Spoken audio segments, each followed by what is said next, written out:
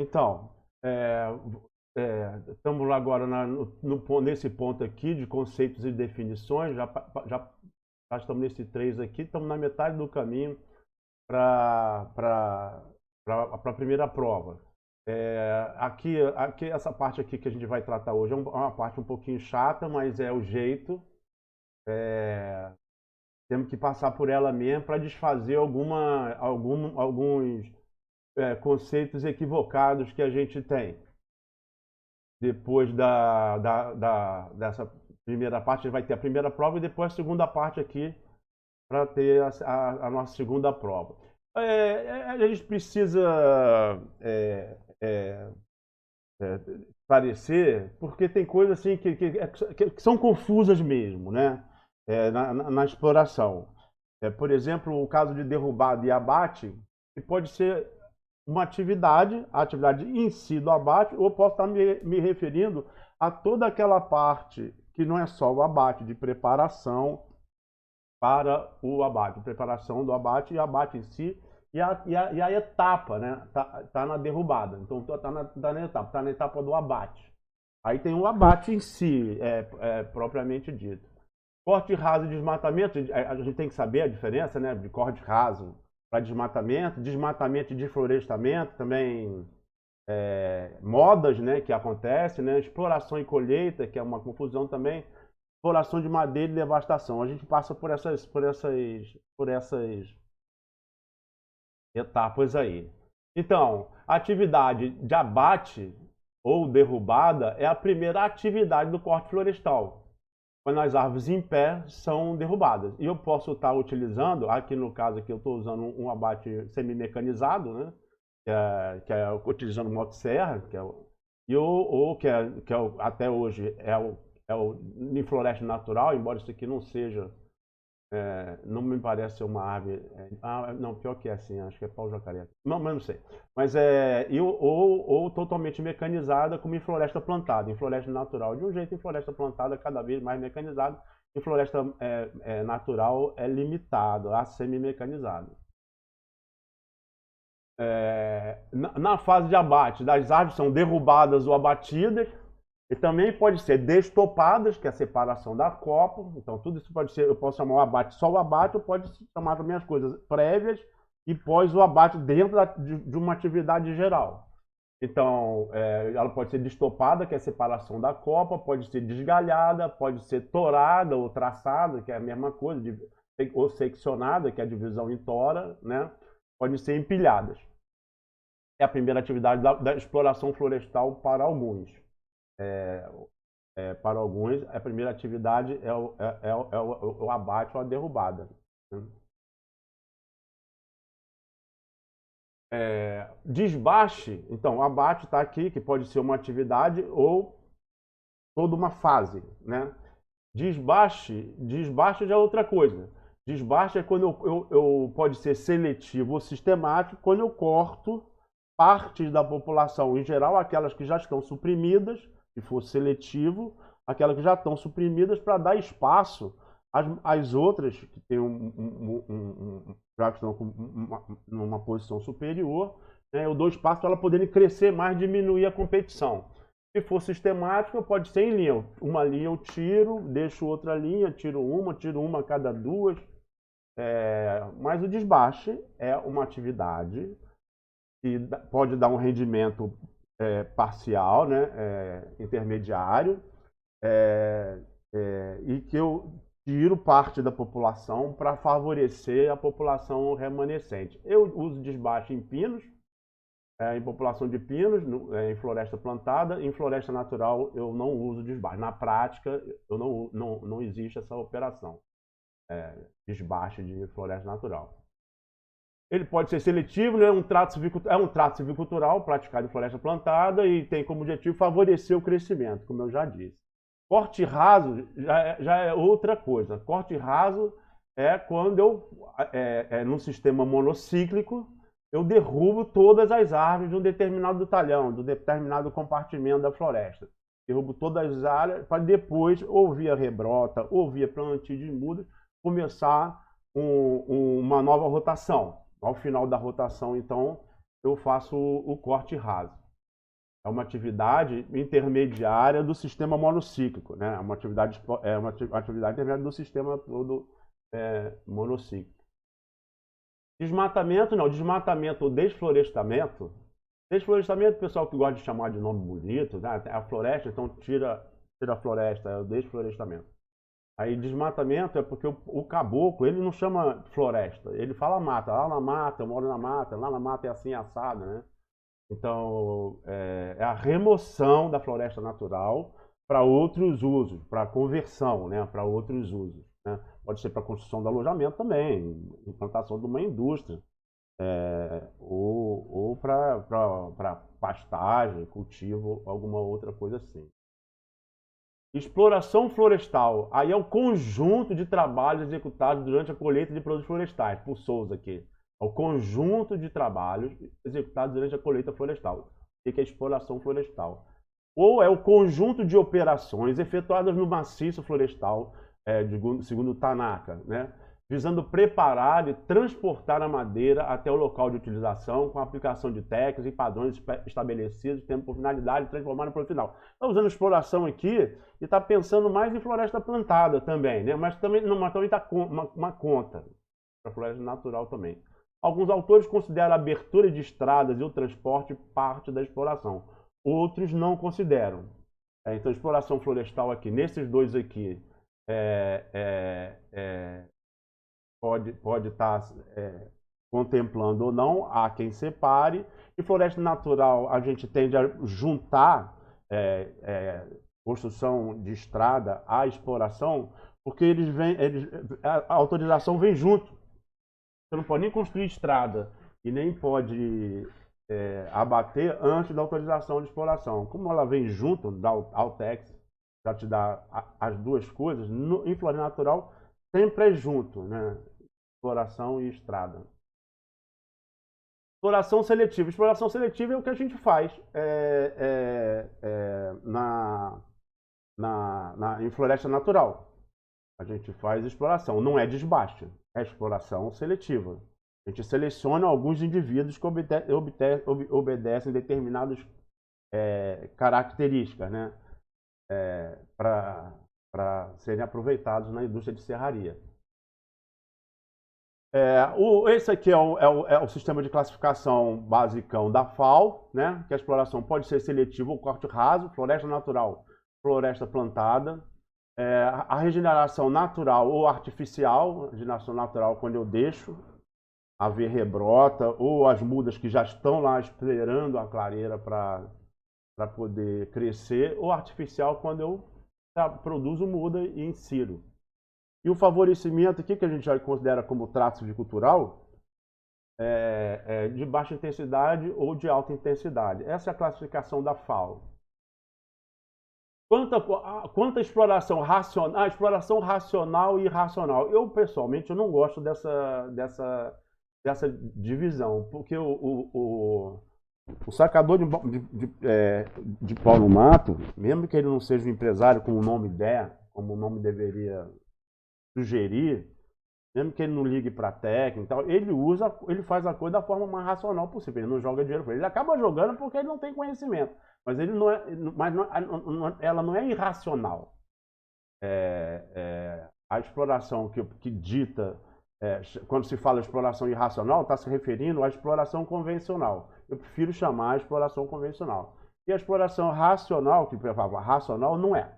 Inclusive, quando se usou essa expressão aí, exploração racional, a exploração hoje ela tem muito mais coisa acima dessa dita racional aí, porque essa dita racional aí estava ali, com corte direcional, corte de cipó previamente, corte de liberação de fibra. Mas a gente já evoluiu muito, desde aquela época já evoluiu muito, principalmente com relação a SIG, né? A Sistema de Informação Geográfica, Modelo Digital Terreno, o que permite a gente trabalhar, se for racional, muito mais racional. Então a gente poderia chamar racional e mais racional ainda. Não. É só eu chamo de planejada e uma com baixo planejamento. Aqui é só uma foto famosa, todo mundo já deve ter visto isso. Isso é uma exploração feita por sacador de pau no mato. sem planejamento de estrada, sem planejamento de abate, sem corda de cipó prévia exploração. E aí é esse tipo de visão que a rapaziada ambientalista usa para tirar foto e dizer que a exploração de madeira, o madeireiro acaba com a floresta. Realmente, o sacador de pau no mato, a floresta fica acabada, mas ainda é floresta ali. Não é desmatamento. Explorador de madeira, madeireiro, não desmata a floresta. Ele até pode causar até um impacto. Essa foto aqui foi selecionada, um trecho que estava especificamente detonado. Mas é isso aí, não é difícil achar isso numa exploração convencional. Mas não é desmatamento. Os madeireiros estão desmatando a Amazônia. Não, madeireiro não desmata porque ele não é burro também. É irracional de jogar dinheiro fora. Ele vai só tirar a madeira que ele quer. Sem técnica, sem planejamento adequado, mas ele não desmata. E aqui é uma exploração, a área de uma foto, que aqui dá para ver um pátio aqui, locagem, onde foi feita a exploração. E se você não dá de cara com um pátio, não dá de cara com um toco, se você não está acostumado, você nem percebe que aquela área foi explorada, né? Então, essa definição de exploração racional e irracional, eu acho que não é bem isso. É com planejamento ou sem planejamento nenhum, ou com graus diferentes de planejamento.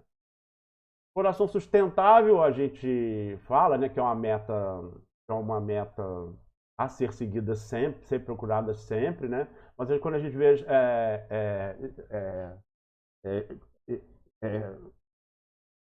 quando a gente vê que quando a gente compara as duas, a gente poderia chamar que essa daqui, com certeza, é muito mais sustentável que essa. Essa daqui, o impacto na floresta e a economicidade, a produtividade, a redução de custo da exploração, né, torna ela muito mais sustentável, tanto ambientalmente quanto economicamente. Exploração de baixo impacto ou de impacto reduzido são outros nomes que dão para essa mesma tipo de atividade. Falaram de baixo impacto, aí o pessoal achou, não existe baixo impacto em exploração, então tá bom, vamos chamar de impacto reduzido. Sistema de exploração, quando eu estou falando de sistema de exploração, eu estou falando de tudo.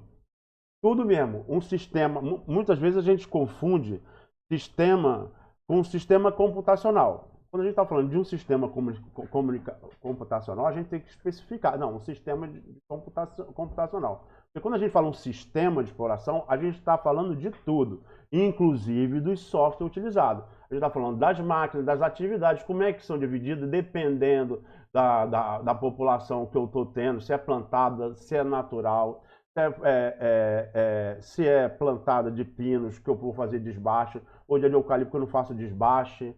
Então, dependendo da espécie, do objetivo, o que eu quero, eu vou definir equipes, equipamentos adequados e vou ter, eu posso até querer ter um sistema mais moderno, posso ainda não ter condição de ter um sistema mais moderno, e aí eu vou ter um outro sistema.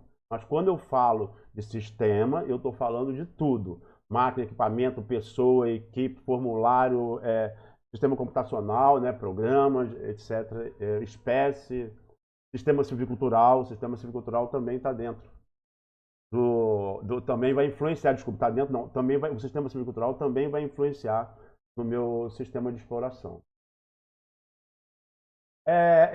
A gente precisa padronizar, porque quando a gente não tem definição padronizada, chama uma coisa querendo falar outra, e quando faz confusão, tipo exploração madeireira e desbaste,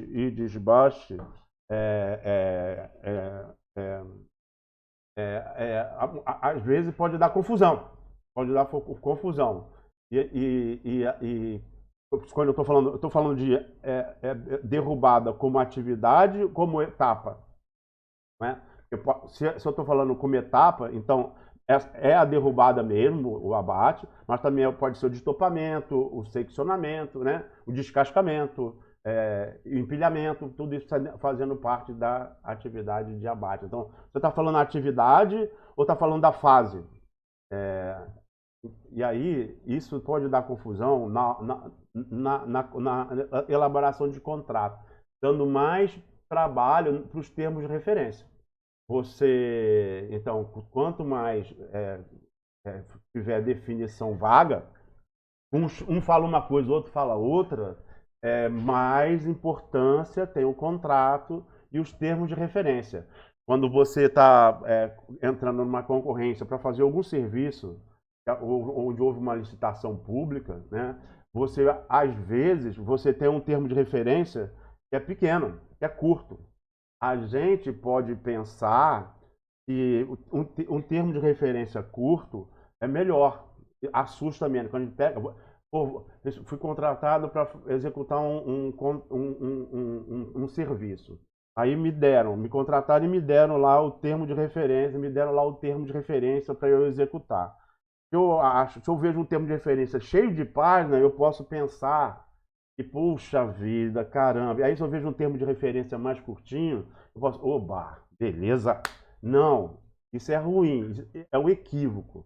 Justamente porque você tem expressões que podem significar coisas diferentes, um termo de referência vago pode ser um problema, porque você pode achar que fez, e quando submete o relatório de execução ao órgão ao contratante que vai autorizar o pagamento, ele diz, não, mas não é isso que eu quero não, o conceito dele era outro.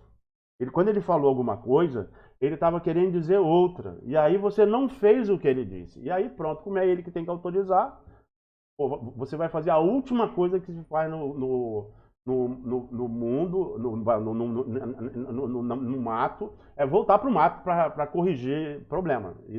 Essa volta é um prejuízo danado. Vai estar lá, tem toda uma logística para chegar lá, para fazer e depois terminar e entregar. Quando o termo de referência é vago, às vezes faz parte do contrato, às vezes não faz parte, aí você tem que procurar elaborar um plano de trabalho, onde no plano de trabalho as atividades vão estar muito bem definidas, o que vão estar muito bem definidas, para que seja aprovado pelo contratante, para que você não tenha problema futuro, certo? Se não, é melhor você ter um termo de referência cumprido mesmo, cheio de detalhe para não dar erro. O quanto que aquilo vai dar trabalho é o preço que vai ser cobrado, não tem nada a ver. Dá trabalho mesmo. Quanto mais trabalho der, mais dinheiro vai rolar. Agora, termo de referência ou contrato vago é o pior dos mundos. É o pior dos mundos. Não se pretende isso não. Não se deve pretender. Tem que deixar passar. Então, talhão e compartimento, às vezes usa uma coisa, às vezes usa outra, né? Eito, talhão, compartimento, no caso de floresta natural, com floresta plantada, tem mais expressões que usam, porque é da iniciativa privada mesmo, é característica da iniciativa privada, do sistema civicultural, da empresa, das pessoas que a constituem, das pessoas que fazem a sua história. Então, tem mais expressões, né? Mas em floresta natural, não. Em floresta natural, como a floresta natural tem uma lupa enorme, a exploração de floresta natural, exploração sustentável, vamos dizer assim, exploração sobre manejo de floresta natural, tem uma lupa bem grande, aí tudo tem que ser muito definido. Quando você pega uma instituição normativa que trata da regularização, da regulamentação da atividade de exploração ou de manejo, as primeiras páginas são só de definição. São só de definição. E aí você não usa compartimento, não usa talhão, não usa essa expressão. Você usa área de manejo florestal, unidade de manejo florestal, que é uma para cada propriedade, unidade de produção anual, que é a parte da floresta que você explora por ano, e unidade de trabalho, que é a subdivisão da unidade de produção anual, a subdivisão administrativa, quando a unidade de produção anual é muito grande. Então, essa definição aqui, nesse ponto, só nesse ponto, um dos poucos pontos que a regulamentação da atividade em floresta natural oferece vantagem, porque todo mundo sabe o que está falando, todos usam a mesma expressão. Da colheita e exploração, não.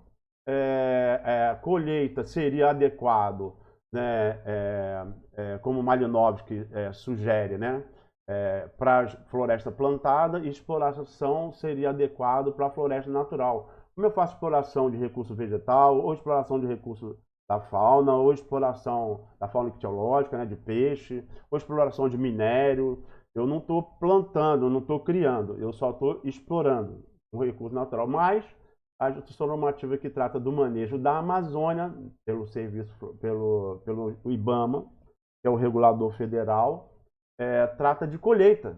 Aí usa que não, a gente vai chamar de colheita porque a colheita esse nome colheita se coaduna com a exploração sustentável. Uma bobagem sem tamanho, né? Colheita porque você planta, eu concordo com a proposta de colheita ser o que você plantou, exploração ser o que você não plantou, você está usando recursos, você está explorando de uma forma com mais planejamento, de uma forma mais sustentável, uma forma mais delicada, né? Com menos impacto, porra, que legal, mas continua sendo exploração de um recurso. E não é a mudança de nome que melhora a atividade. No caso de floresta natural, já se chamou só de autorização de exploração, depois aí ficou manejo, aí esse manejo ficou só sob manejo, aí esse manejo ficou queimado, porque ninguém fazia manejo, coisa nenhuma, aí se chamou bom manejo, a Embrapa até usa essa expressão, bom manejo, projeto bom manejo, aí depois virou manejo de baixo impacto, aí depois não pode manejo de baixo impacto, que abate sempre causa impacto, então manejo de impacto reduzido, aí depois manejo de precisão, quando entrou SIG, tudo é manejo, aí depois também tem manejo de uso múltiplo, tudo é manejo. Eu posso manejar uma floresta, eu posso manejar a floresta com mais planejamento, com menos planejamento, com mais aproveitando melhor o recurso, né? Isso tudo está dentro do manejo e o nome não significa muito. Então, aqui é o que eu falei já da colheita e da exploração sugerida pelo Malinowski, mas que a gente pode adotar, mas a instrução normativa que trata de floresta natural não adotou. Então, a influência do meio ambiente na exploração florestal. O relevo influencia bastante. A gente vai ver isso na parte de estrada. E não só influencia na parte de estrada, quanto mais acentuado, acidentado, mais estrada você vai ter que colocar, porque para garantir a rampa máxima que a tua composição veicular de carga é capaz de subir, mas maior vai ter que ser o trecho, a seção da estrada entre curvas de nível. E aí, o que é isso aí? É mais tempo de transporte, é mais gasto na construção, é mais gasto na manutenção, é ruim. Ah, então se eu pudesse ter uma área totalmente plana, também não é bom. Não é bom como uma área que, se você pensar numa área totalmente plana, você vai drenar a água da chuva para onde? As nossas estradas são estradas de chão. Então, porque elas não se pagam se é asfaltado. Então, a gente tem que drenagem, a gente vai ver lá na frente, é a grande expressão de estrada. E se você está numa área totalmente plana, você vai ter problema de drenagem. Tá certo? Ou mais problema de drenagem. Vento e chuva, ou mais custo, porque você vai ter que suspender a estrada, né? Vento e chuva dificultam. Bom, no caso de floresta natural, na época da chuva nem pode, na época de floresta plantada pode dificultar, claro, mas cada vez mais, o que não quer dizer que seja sempre dentro de uma cabine, mas cada vez mais na floresta moderna, a exploração florestal em floresta moderna, em grande empresa, o indivíduo, o operador, está dentro de uma cabine refrigerada, né, climatizada, mas quando está chovendo, e aí for plantio de eucalipto, por exemplo, a celulose, trabalha 365 dias por ano, e aí quando está chovendo muito, tem que continuar trabalhando. Aí tem escorrega, tem rola, tem patina, tem aquelas coisas natural de chuva, influencia sim. Também quando não está chovendo, temperatura elevada também influencia também no cansaço. Se você está trabalhando em floresta natural, por exemplo, atividade que é pouca coisa é mecanizada na floresta natural, censo florestal, por exemplo, fazer na chuva é muito mais confortável. Inventário fazer na chuva é muito mais confortável. Quando está chovendo demais, está perigando, tá ventando e chovendo demais, tá em árvore caindo, aí é melhor não. Mas uma chuva normal é muito mais confortável trabalhar na chuva do que trabalhar na seca em função do calor. A hidrografia influencia de diferentes maneiras, né? O transporte tende a ser bem mais barato, né? Por meio de hidrovia, né? Aqui estou usando uma chata aqui, uma balsa, né? Uma chata, né? E aí, se for rio abaixo, é só vai descendo, e normalmente no norte sempre rio abaixo, o transporte, né? Para ir para rios cada vez mais largos, para chegar na indústria, né? E aí eu vou usando igarapés cada vez mais estreitos e vou juntando, e nisso vou juntando cada vez mais, até antigamente não usava chata, não se usava balsa, né, que eu estou falando, usar só árvores que faziam tipo um cercado boiando, né? E faziam tipo um cercado e amarradas com cabo de aço, né? Para não se desfazer. E aí um motorzinho descendo, porque é rio abaixo mesmo, só conduzindo aquele mar de perder de vista de árvore abatida que veio de cada igarapézinho, né? A gente chama da exploração de várzea, a exploração de até 500 metros acima do nível do leito do rio, onde a árvore é abatida e vem para o igarapé. Depois, quando vem a cheia, isso é feito na seca, quando vem a cheia, muita coisa já fica boiando, outras coisas têm que ser arrastadas para a beirada, e quando árvores que têm densidade maior, que não vão boiar, são amarradas em árvores que boiam, não é? A hidrografia também influencia na APP nos dois casos. A APP em floresta plantada faz sentido, área de preservação permanente, porque é um corredor ecológico, ela mantém o leito do rio no lugar certo, né? Então evita assoreamento. É importante, em floresta plantada a APP é importante. Em floresta natural, a APP não faz o menor sentido, porque você não desmata. Tá certo? Você não poderia construir uma estrada, até você pode cruzar a APP com uma estrada, você faz uma ponte e tal, mas você não pode explorar na APP. Não poderia também construir um pátio na APP em geral. Às vezes você tem um porto ali, né? Aí tem que ter mesmo, tem que desmatar e tem que conter. Você não pode desmatar a APP. E aí, no caso da importância da APP em floresta plantada, que seria corredor ecológico para manter o rio no lugar e para topo de morro, zona de captação, no caso de floresta natural não tem desmatamento, então não faz menor sentido o APP e a gente tem uma perda de rentabilidade da área porque a APP é bastante considerável, né? Pega até, sei lá, pega uma porcentagem super considerável da área que a gente poder explorar. A influência da exploração florestal no solo. A gente tem sim, de compactação, de erosão e de exportação de nutrientes. No caso de floresta plantada, eu tenho que repor. Não tem outro jeito.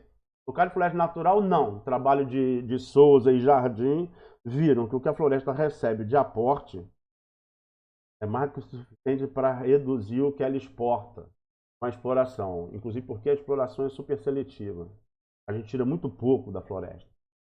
A erosão, sim, eu posso ter, no caso de floresta natural ou de floresta plantada, né? Se tiver chuva, se tiver tudo desmatado em corte raso, eu tenho que tomar determinadas atitudes, por exemplo, botar resíduo para cobrir, né? Botar resíduo para cobrir, né? Para resíduo das árvores, né? Para cobrir o solo, para diminuir o impacto da chuva na erosão, porque se eu faço corte raso, se eu não faço corte raso, a erosão é menor, mas de qualquer jeito a densidade de árvores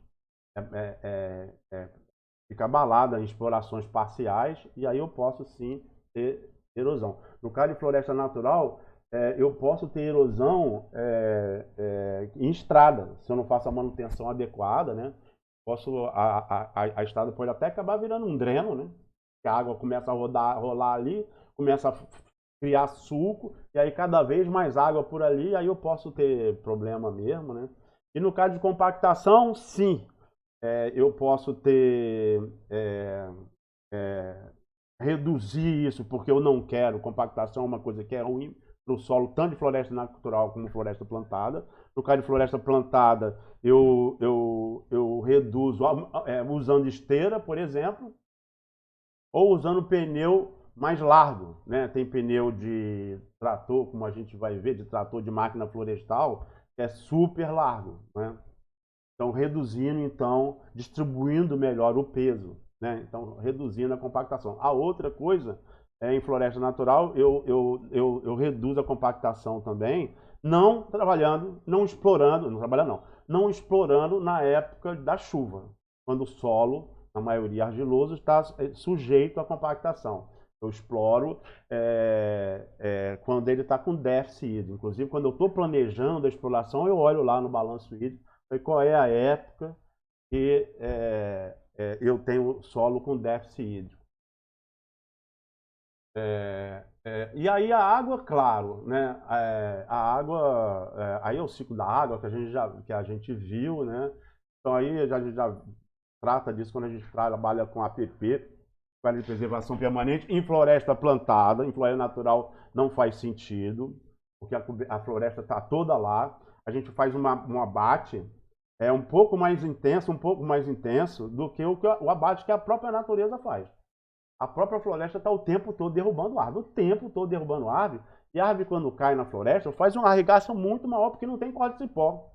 Não tem corda de cipó. Ela cai para onde ela quiser, ou para onde a natureza, a física mandar. Não tem corda de cipó, então o arregaço é muito maior do que... e quando ela cai, não tem corte direcionado também não tem direção de queda. Então, a gente faz isso. A gente faz corte direcional, a gente corta cipó antes, né, direciona ela clareira natural ou alguma coisa assim, sempre de forma planejada para diminuir o impacto. Certo?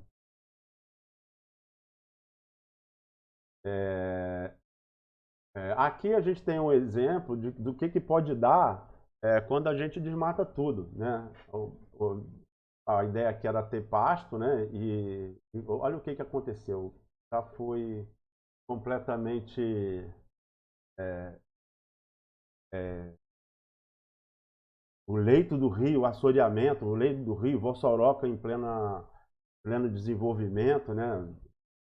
Vindo por aí, e aí o próprio agricultor ou pecuarista que precisa d'água para, de repente, quando ele era pequeno, ele até é, é, tomava banho no igarapé, que agora não tem mais. Agora seca numa determinada parte, assoreou, ele agora não tem água para a agricultura dele.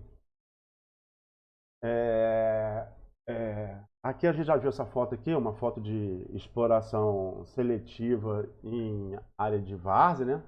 Em área de terra baixa. E a gente vê também que aí lá mesmo, que não tem estrada mesmo, é tudo por igarapé, o impacto da exploração é muito menor e tem confusão aí, por causa da APP, da Área de Preservação Permanente.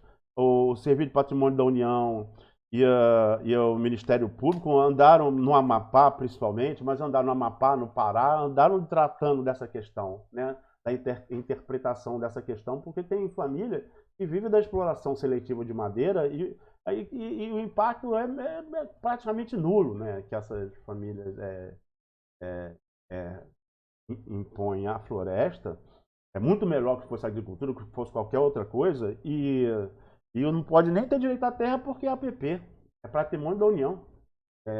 E quanto mais, então, você não pode ter APP, não pode ter propriedade porque é APP, não pode dar título de propriedade porque está na APP, não pode explorar também porque está na APP, e aí como é que vai licenciar, né?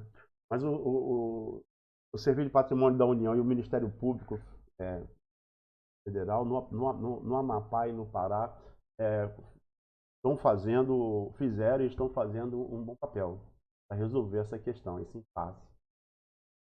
Exploração florestal e meio ambiente, no ar poeira, claro, corte raso, assim, claro que vai ter na época da seca, na época da lama vai ter na época da chuva vai ter lama, na época da seca vai ter poeira. Não tem, a poeira sobe, depois desce. Gases também, resultantes da combustão.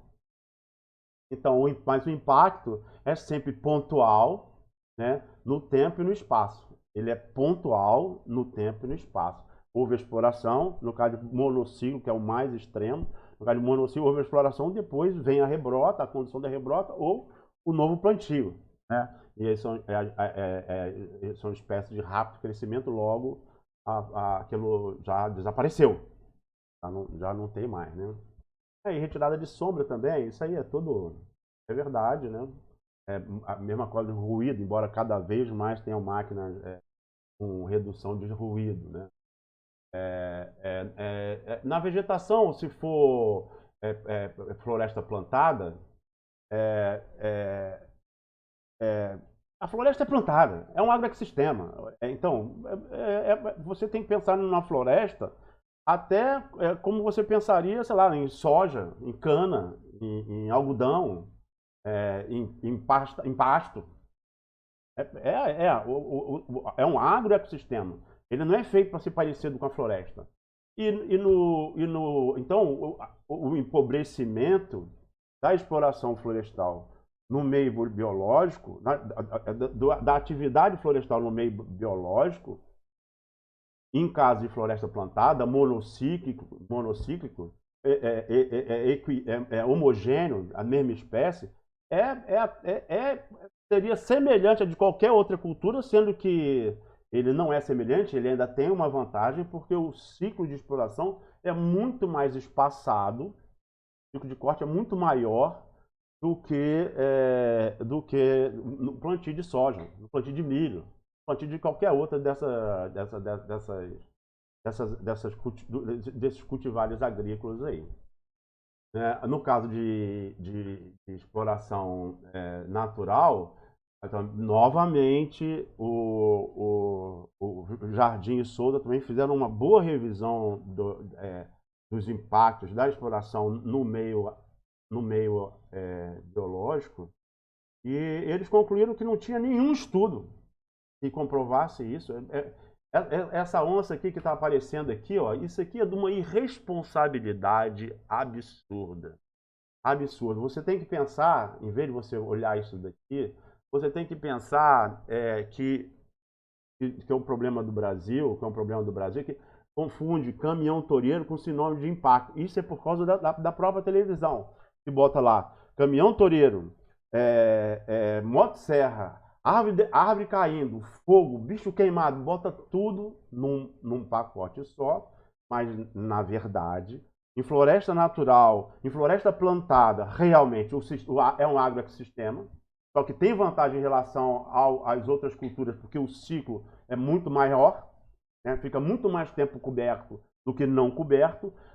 O que não fica coberto na hora da exploração é uma parte menor da área cultivada, é uma parte menor, é igual soja que você cultiva tudo, é uma parte menor, o milho que você desmata, ou cana que vai tudo, é só um seteavo, né, ou mais, né, ou menos, quer dizer, ou menos, e é por pouco tempo, que é espécie de rápido crescimento, logo, mas ali é um agroecossistema, ali não é para ter fauna, pode até ter, e tem mesofauna e tudo, até bicho que passa por ali, mas não é para ter, ali é para cultivar, como também não é para ter em outros cultivos, que quando tem usa até veneno para tirar, aí até pior ainda, vai usar veneno, já vai sujar o ambiente, sujar o igarapé, e por aí vai, matar peixe e por aí vai.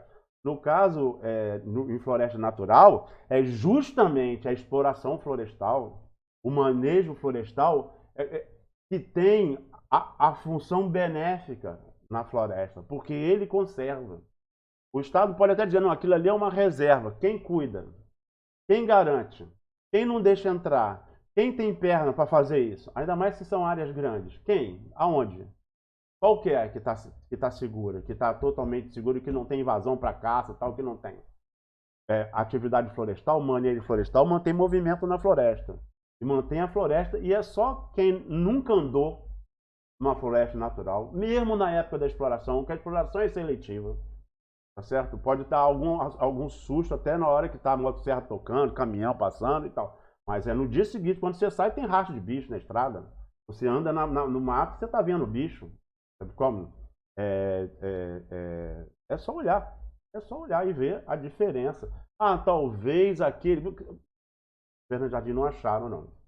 Não acharam. E quando a gente anda no mato, a gente também não vê. Eles fizeram uma revisão sobre isso, sobre os trabalhos que foram feitos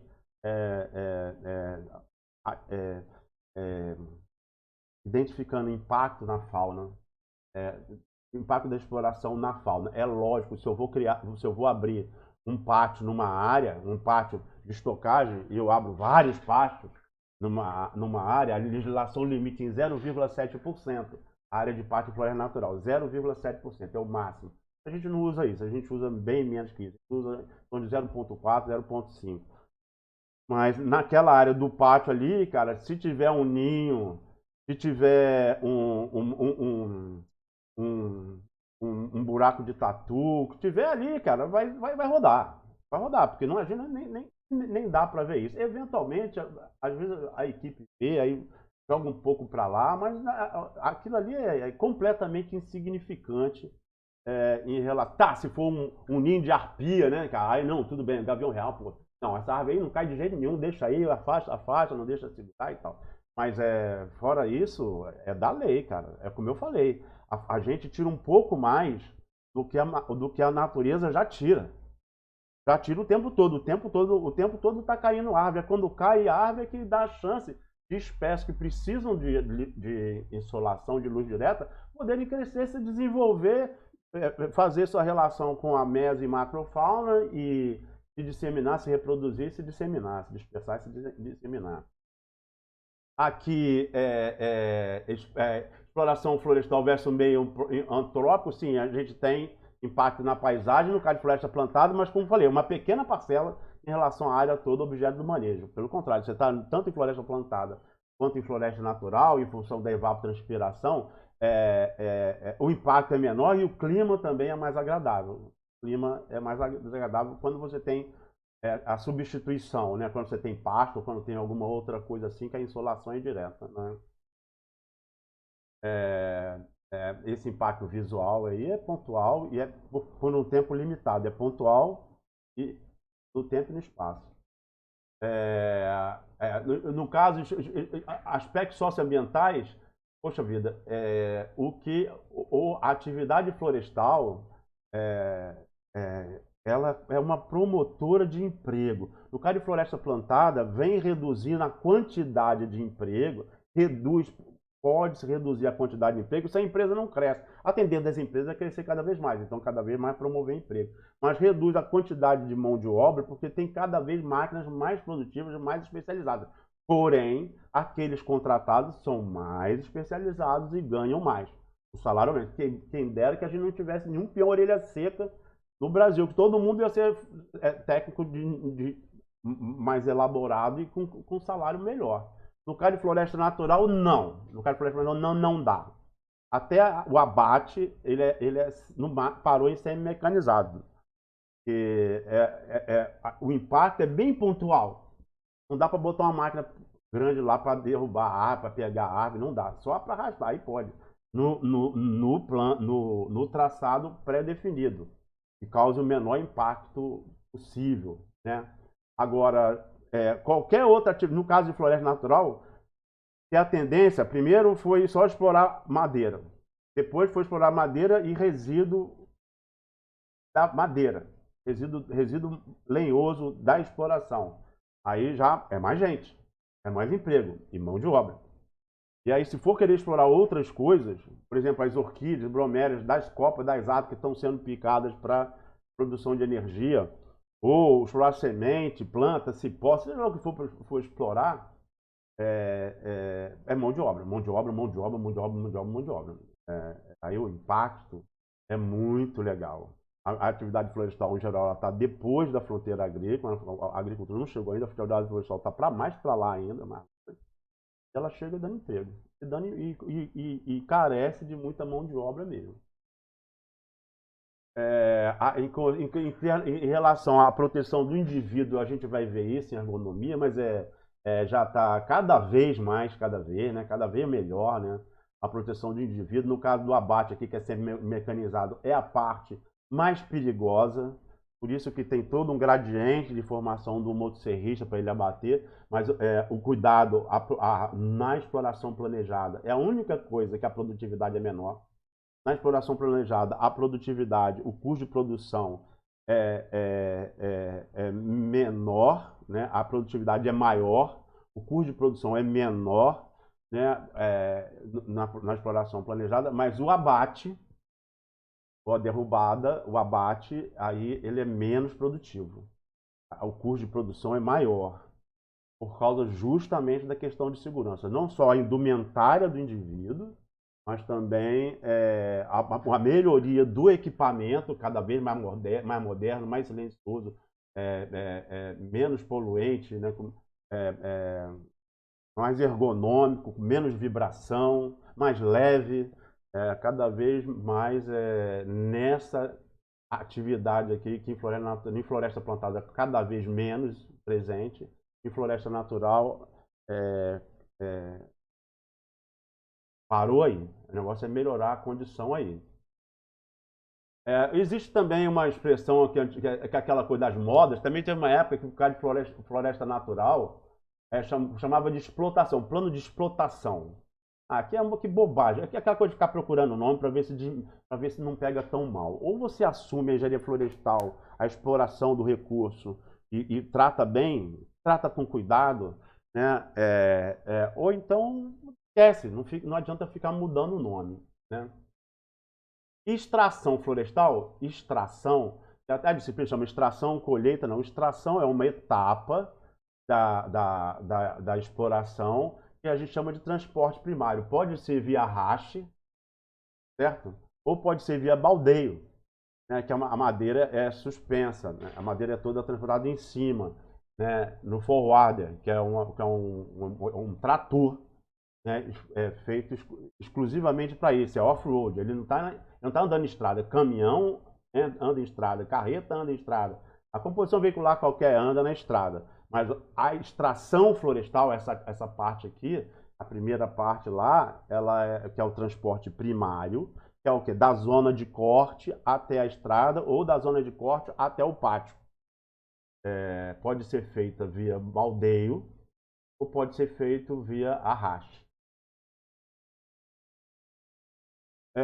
O tipo de floresta é decisivo na escolha do sistema de exploração, é mesmo, mas a gente só tem pacote tecnológico bem definido para florestas amazônicas e para caatinga. Também tem um monte de variação. Nos outros, embora a gente possa, o sistema da Amazônia poderia ser adaptado não só ao cerrado, como a mata de araucária ou mata atlântica, ou o sistema amazônico, né? O sistema de caatinga, no meu entender, poderia ser adaptado também para o cerrado, né? Dependendo da floresta, do que quer, como quer. Você vai entrar com mais tecnologia, com menos, que no caso da caatinga não se faz corte raso, não se faz condução de rebrota, não se faz censo de jeito nenhum, né?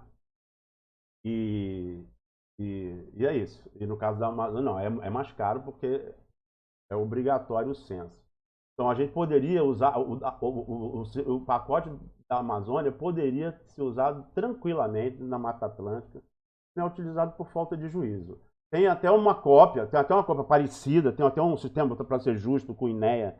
O INEA até tem uma coisa parecida, o problema é a limitação de área de manejo, a limitação de área de manejo. Então sempre fica a limitação do rendimento, a limitação da atividade como sendo uma coisa atrativa, né, para se preferir a floresta em pé e o uso e exploração da floresta em pé. Se a gente comparar a Mata Atlântica com a Amazônia, a gente não tem mais nada de Mata Atlântica, né? Já tem só um pouquinho, mas se a gente vê o que a gente tem no sul da Bahia, no extremo sul da Bahia, se a gente vê o que a gente tem florestas que o detentor dela, o dono dela, em vez de ficar fazendo RPPN para ganhar algum dinheiro em ecologia, botar um hotel, ela podia também ganhar dinheiro com exploração seletiva de madeira, tornando a atividade mais interessante ainda. Então, o que a gente acha que a Mata Atlântica tem só um pouquinho, para alguns países pode causar inveja. País que não tem. Aí se fosse dele, se o país tivesse juízo, ele tivesse a Mata Atlântica dele, ele com certeza iria explorar de forma sustentável, iria explorar de forma com técnica, mas ia explorar com certeza.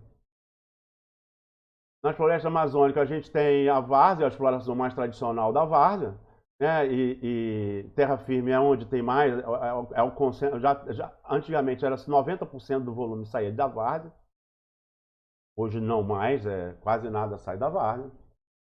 Tem muito problema legal também, né, na várzea, para legalização da várzea, como eu falei, né? A exploração é mais em terra firme, né? De transporte terrestre, né? Nos dois casos, a exploração seletiva, como eu falei, feita direito, quem não conhece não sabe, que ali não percebe que ali teve exploração, não tem nada a ver com a atividade madeireiro desmata a Amazônia, isso é de uma ignorância, de uma estupidez sem tamanho, a não ser que tenha origem, eu imagino que seja, na época que não tinha exploração de terra firme, o cara recebia dinheiro do Estado para desmatar, incentivo fiscal do Estado para desmatar, tocar fogo e plantar pecuária, por exemplo, ganhava dinheiro da Sudão para fazer isso, não é? E aí o cara, para aumentar o rendimento, ou diminuir o custo da exploração, ele vendia madeira. Aí o madeireiro chegava lá, fazia uma exploração seletiva. Mas esse madeireiro, ele só fazia uma exploração seletiva na área que depois ia ser derrubada e queimada. Mas quem derruba e queima é o pecuarista, é o agricultor, não é o madeireiro. Quando o cara fala uma coisa dessa, quer dizer que ele não tem a menor ideia do que ele está dizendo. Madeireiros desmatam. Não tem a menor ideia da estupidez que ele está dizendo, da ignorância que significa isso. E é ruim porque a nossa atividade, apesar de ser legal e apesar de ter muita diferença de técnica, de engenheiro florestal para engenheiro florestal, tem muita diferença de floresta que você fica emocionado, vendo um caminhão toureiro passando direto e tu fica, caramba, que floresta bem tratada, que floresta boa, cara, que coisa legal. Devia poder explorar fauna aqui também, cara, poder essa coisa produzir bastante dinheiro, né? A gente, em vez da gente fazer isso e bater com orgulho, a gente tem um tratamento pela sociedade em geral completamente injusto e contraditório, porque é essa sociedade que demanda tanto papel de floresta plantada, o papel para livro, para tudo, essa dá para fazer panfleto contra a exploração da madeira, panfleto contra o deserto verde, né? Usa o papel lá, o papel da floresta plantada. Ou demanda, puxa, essa madeira aqui é de mogno, puxa, essa madeira, pô, castanheiro, gostei muito de Angelim Pedra, pô, tô com uma cama ali. Então, a sociedade é hipócrita, porque ela demanda, existe atividade, porque a atividade para satisfazer uma demanda. E a gente está zilhões de anos-luz evoluído, tanto na floresta plantada quanto na floresta natural, e para a sociedade ainda é uma atividade ilícita, é legal, mas é considerada ilícita pela sociedade de um modo geral. Aqui eu estou falando de terra firme de várzea, mas isso aí é a mesma coisa falar Amazônia. Não, a Amazônia, qual a Amazônia? Está falando da várzea da terra firme. Pô, para. Só aqui na floresta ombrófila densa, eu tenho um monte de tipo de floresta, um monte de tipo de variação de floresta.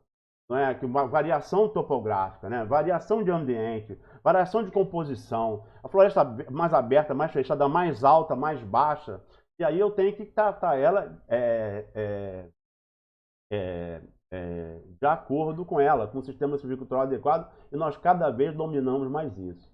E aqui, no caso aqui, só para dizer, só em floresta aberta, floresta densa, quantas variações a gente pode usar, em floresta aberta, ombrófila aberta também, quantas variações que eu tenho aqui, ó, com cipoal, ou como ela é aberta em cima, como ela é aberta em cima, então ela é densa embaixo. Então tem muito mais, aqui não, aqui a tendência, ela densa em cima, tem um subbosque mais limpo, mais ralo. A floresta aberta não, tem um subbosque mais denso, desculpe, numa floresta aberta tem um subbosque mais denso. Ou aí quem vem dominando? Ou é cipó, ou é palmeira, ou é banana sororoca, ou é tabocal. São as quatro faces que eu tenho em floresta aberta, né? Floresta ombrófila aberta. cada uma delas também tem sua característica, né? Então, quanto mais você aumenta a sua lupa, mais você vai percebendo a diferença. E essa diferença é tamanha que você não consegue uma UPA, falei lupa antes, agora estou falando, você não consegue uma UPA igual a outra.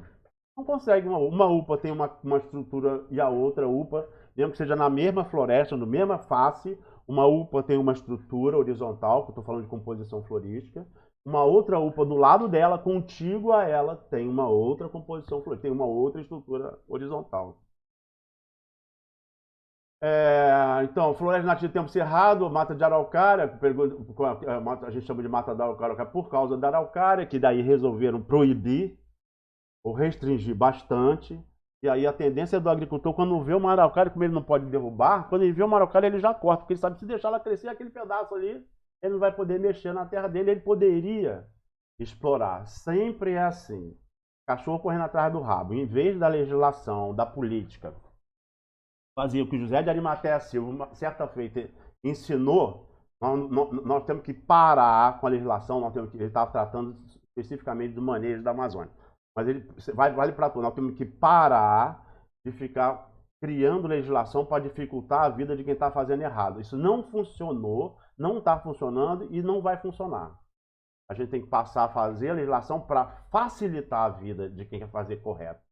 Em vez de tentar prejudicar quem está fazendo errado, vamos tentar facilitar a vida de quem está fazendo correto. Aqui o cerrado também, que a coisa, quem disser que tem pouca biodiversidade para alguém que estuda cerrado, está no sal. A gente que está acostumado com a Amazônia, está acostumado com a Amazônia, quando olha assim, Amazônia, Mata Atlântica, quando olha o cerrado, acha até que de repente na Caatinga tem mais coisa para tirar, né? Mas quem está no cerrado discorda disso, quem faz avaliação de biodiversidade de farmacêuticos, de frutos, né, até de fauna mesmo, sempre enaltece. Então é só quem conhece é que pode falar alguma coisa. Quem conhece. Quem não conhece fica falando, o cerrado, como eu estou falando agora. Então já estou dizendo que eu conheço e a gente também não tem pacote tecnológico para definido, né, como a gente tem para a Amazônia e para a Caatinga. Né? Ainda floresta Mata Atlântica Caatinga já falei. Aqui a Caatinga, que é no ecossistema, mas a gente também, quando a gente generaliza a Caatinga, a gente vai olhar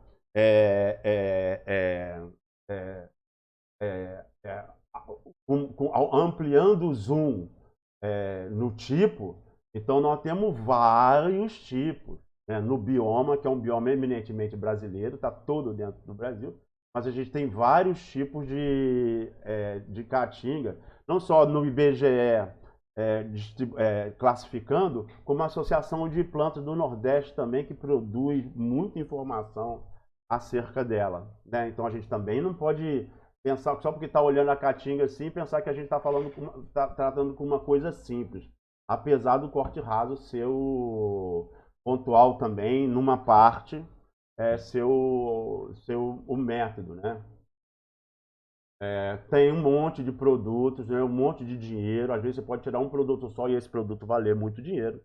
Fora que ele é um elemento importante na matriz energética da região, né? Para uso doméstico, né? Não é como na Europa, que é para calor, né? Produção de calor, mas é para uso doméstico, para cozinha, né?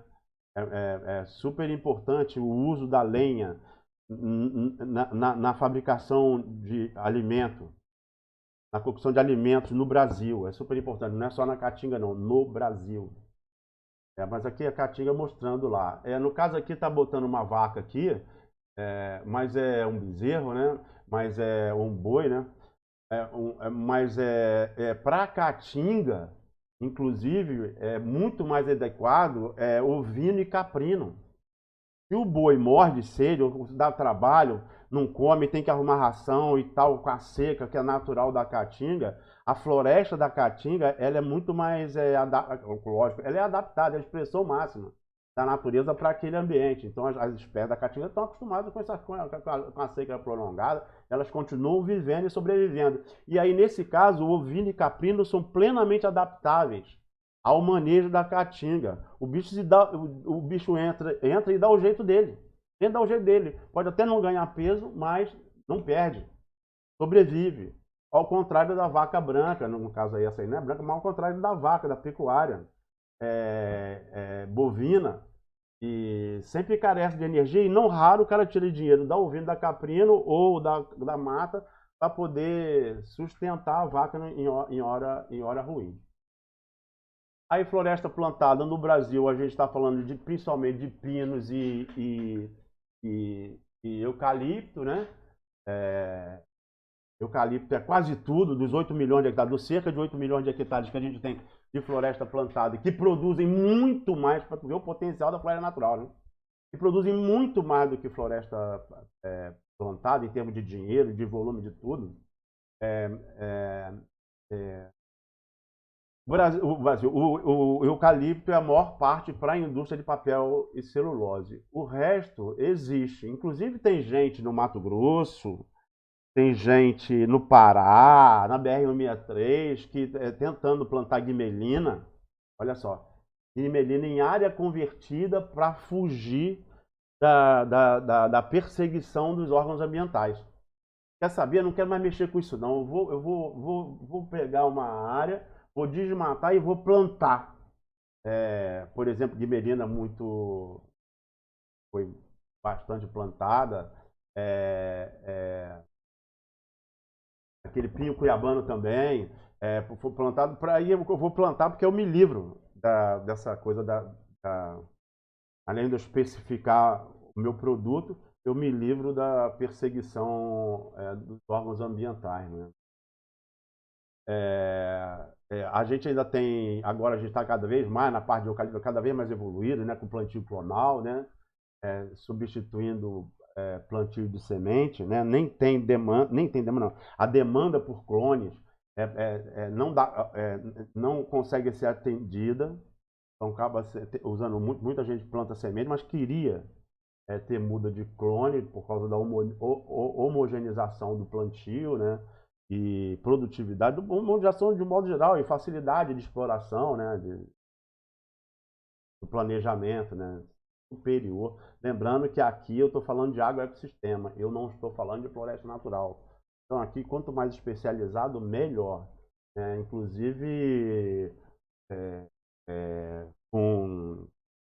como é que chama? Transgênicos, inclusive com transgênio. Existe também, até na agricultura do feijão, existem transgênicos que são resistentes a determinadas patologias, que eu tenho que usar veneno, que eu tenho que usar remédio, que eu poderia não usar. Se eu usasse um transgênico, e também o transgênico, também a rapaziada ambientalista do preconceito, da moda, de pegar o papel do eucalipto e fazer panfleto contra o eucalipto, contra transgênico, contra aquelas coisas lá. São essas coisas que a gente assistiu o tempo todo. No caso de eucalipto, a gente tem predominância do sistema de tora curta, né? Aí no floresta plantada ainda pinos, né? Geralmente em regime de desbaste, sem poda, mas com desbaste. Aí vai ir tirando e tirando ganhos parciais, ao mesmo tempo que dando espaço para que a população remanescente, os indivíduos remanescentes, possam atingir maiores volumes para a serraria. Que aí, no caso de pinos, predominância do sistema de tora comprida, ou árvore inteira. A gente vai ver a classificação dos sistemas. A gente tem uma publicação anual da IBA, que é a Revista Brasileira da Indústria, a Revista da Indústria Brasileira de Árvore, né? Onde a gente tem muita informação sobre floresta plantada. Infelizmente, a gente tinha que ter muito mais área plantada, muito mais área plantada do que a gente tem. E certa feita eu vi uma discussão dentro da Secretaria de Produção Sustentável, no Ministério do Meio Ambiente, não foi nessa gestão, foi na gestão retrasada, gestão passada, não foi nessa gestão, na gestão passada, ou retrasada, né? Não foi nesse governo, passado, né? De como que ia fazer dentro da Secretaria de Desenvolvimento Sustentável, do Ministério do Meio Ambiente, Secretaria de Produção Sustentável, não, SDS, Secretaria de Desenvolvimento Sustentável, dentro do Ministério do Meio Ambiente, gente graduada discutindo como ia fazer para impedir, impedir ou reduzir o deserto verde. Estava se referindo ao eucalipto. Cana não é deserto verde, soja não é deserto verde, mas eucalipto é deserto verde. Como é que a gente vai fazer para impedir a expansão ou reduzir? Isso eu bato sempre nessa tecla, porque essa é uma questão muito séria. Um dia a gente vai ter que ir para a briga com vontade. Ir para a briga com vontade para ganhar essa guerra. Para ganhar, a gente só fica apanhando, ficando cada vez mais calado, mudando de nome, criando um nome mais bonito. Não vai adiantar. Quanto mais se recua, pior vai ficando. Então, ainda recurso humano, exploração ocupa muita mão de obra no caso de floresta natural, tendência crescente de mecanização no caso de plantada, e há uma diferença grande, como eu já falei. E os cuidados são crescentes, né? No caso da exploração, com água potável, com refeição quente. Eu acho até que, pessoalmente, eu acho que se a refeição quente é um exagero em floresta natural. Lá vai o cara com a vanzinha, sei lá, com uma caminhonete, com uma picapezinha, com quentinha, distribuindo quentinha, pô, um calor danado. Eu acho que o peão não faz isso na casa dele. Ele não faz isso na casa dele. Pô, bom, mas tudo bem, que seja. Uma refeição quente, sanitária e condição, isso é fundamental, sanitária e condição de higiene.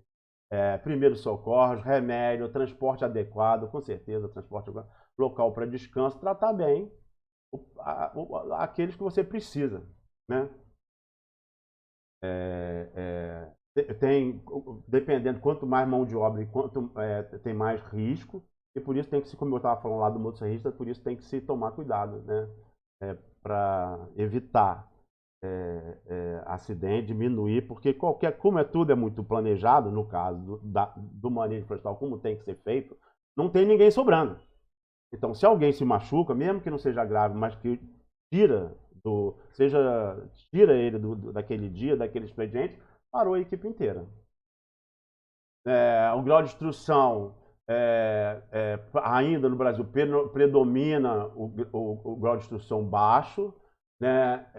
O nível de informação influencia no treinamento, né? Quanto mais a formação do cara, mais ele pode se especializar, se treinar cada vez melhor, né? Nos controles, né? Você precisa do monitoramento, embora eu já falei, floresta plantada cada vez mais mecanizada, com mão de obra cada vez mais especializada. Mas esse predominância do nível do baixo nível de instrução, o baixo nível de instrução formal, como eu estava falando na floresta natural lá, você precisa do caboclo e que ele seja caboclo, que ele seja da área lá, porque ele conhece, ele tem noção de direção, sem bússola, ele sai e ele volta. Sabe como? Não todos, é claro, que também não dá para generalizar, mas é uma tendência dele conhecer várias espécies, dele poder dizer na hora que ele está falando para uma pessoa, para onde é que ele vai, para onde é que ele foi, onde é que ele viu determinada coisa, ele sabe o que ele viu no caminho para poder descrever. Sabe como? Ele sabe onde é que ele pode botar a mão, onde ele não deve, ele tem que tomar mais cuidado, ele sabe, ele está acostumado, ele é nascido e criado no meio, então ele é muito útil. Se você der um terçado para ele, ele sabe como usar, sabe como afiar. Você pegar uma pessoa do centro urbano, quiser botar lá na atividade florestal, o risco é sempre muito grande. O risco é sempre muito grande. Esforço físico também. Aí é a questão que a gente vai ver lá na frente. Esforço físico tem atividade que não tem outro jeito. Abate semi-mecanizado. Esforço físico. Censo florestal, subindo e descendo pirambeira. Em floresta submontana, densa submontana, subindo e descendo pirambeira. Beleza, é esforço físico, mas aí o que a gente vai aprender é trabalhar com esforço, monitoramento não só da máquina e do equipamento, mas monitoramento do indivíduo e o descanso adequado, descanso e alimentação adequada. Eu aqui, então, recurso humano e exploração, incentivo, às vezes acontece, de negociação, né? Claro, como é importante tomar cuidado para não haver exagero e aí a provocar acidente, dar o tiro sair pela culatra, mas às vezes você tem que fazer mesmo, quando você está com uma agenda curta, aconteceu alguma coisa por algum motivo, uma solução de continuidade, mudança de metodologia, mudança de equipe, mudança do gerente, sei lá, e as coisas não aconteceram como normalmente acontece. A indústria de celulose, por exemplo, não pode parar, Então tem que estar o tempo todo sendo abastecida, e a exploração na floresta natural tem só aquela janela lá do déficit hídrico, que em geral é em torno de 3 meses a 3 meses e meio por ano. Tem que dar certo. E aí, quando não vai dar, aí vale a pena negociar com a turma.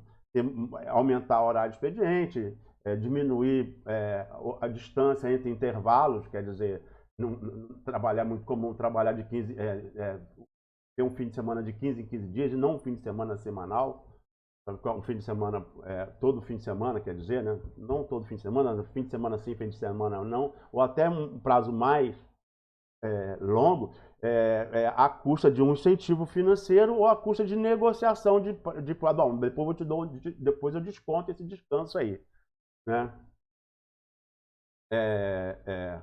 E também, tanto uma floresta como outra, a floresta natural, não quer dizer que ela não seja especializada, não. Cada vez é mais especializada. E quanto mais você especializa um peão para fazer bem feito aquilo que ele tem que fazer, mesmo que seja uma orelha seca, mesmo que seja um capacete amarelo, quanto mais você especializa ele para o seu sistema silvicultural, menos você quer perdê-lo, né? Então, mais estabilidade ele tem, e, em geral, vai aumentando. Isso também tem reflexo no salário. Né? Quanto à frota própria e frota de terceiro, é igual a alugar e comprar. Isso aí é conta. Tá? Isso é conta. Também tem a questão da preferência pessoal, mas é conta. E também disponibilidade, que às vezes você... uma área pequena, eu vou usar um skidder para explorar uma área relativamente pequena, um skidder? Não, você não vai comprar um skidder, você vai alugar um skidder, porque ele não vai se pagar, igual aquela plotter que eu estava falando anteriormente. Mas vai ser muito melhor você pagar a hora do skidder, né, para um terceiro, do que você querer arrastar no boi, no búfalo, querer arrastar no braço, querer desdobrar e arrastar na zorra, né? É muito melhor você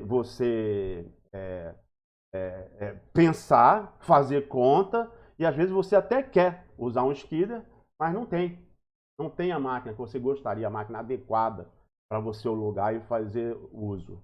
É isso aí que eu tenho a dizer. A gente vai falando dessas coisas o tempo todo no decorrer da disciplina. Isso aqui é só aquele sobrevoo geral, que vale a pena dar um page down, né? Dá pena dar uma passada correndo para ver pelo menos as coisas mais importantes de nome inadequado, né? De denominação, essas coisas assim. Algumas coisas têm nome bem específico, desbaste. Não é corte seletivo, desbaste é uma outra coisa, embora possa ser em aves colhidas seletivamente, né? Não desbaste sistemático, mas desbaste é uma coisa, exploração seletiva é outra coisa. Exploração seletiva é uma coisa, desbaste é outra coisa. Embora o desbaste possa ser seletivo, possa ser sistemático. E aí é aquele monte de expressões que a gente usou. Falou? Grande abraço. Tamo junto.